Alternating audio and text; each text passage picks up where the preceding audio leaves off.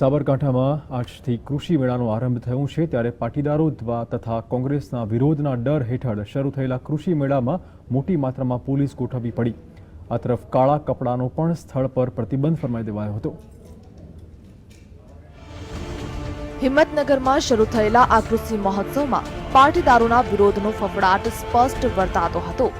અહીં પહેલેથી જ પોલીસને સૂચના આપી દેવામાં આવી હોવાથી પોલીસે જે મહિલાઓએ કાળા કલરના સ્કાર્ફ પહેર્યા હોય તેમના સ્કાર્ફ પણ કઢાવી દીધા હતા તો પાણીની બોટલો પણ મુખ્ય દરવાજા આગળ મુકાવી દીધી હતી। આંગણવાડી કાર્યકર છે અને પોલીસ ઊભી હતી અહીંયા ત્યાં ગેટ ઉપર કાળા સ્કાર્ફ જેને બાંધેલા આપ્યા તેને કઢાઈ નાખ્યા।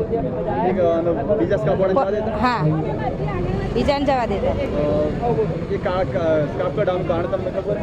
નહીં, એ કઈ કારણ બતાવ્યું નહીં।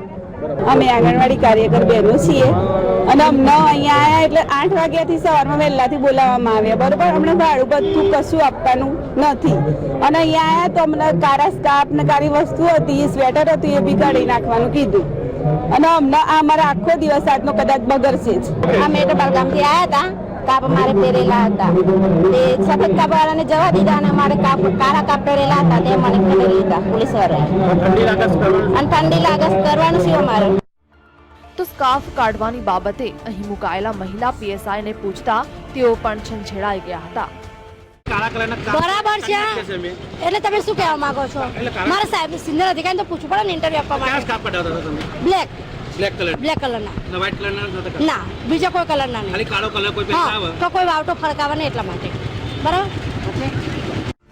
એક તરફ જ્યાં રાજ્યમાં ઠેર ઠેર કૃષિ મહોત્સવનો વિરોધ થયો હતો ત્યાં હિંમતનગરમાં તો કોંગ્રેસ વિરોધ તો ઠીક પણ ક્યાંય તેની હાજરી પણ નહોતી વર્તાઈ। ક્ષિતિજ રૂપાલી, GSTV, હિંમતનગર।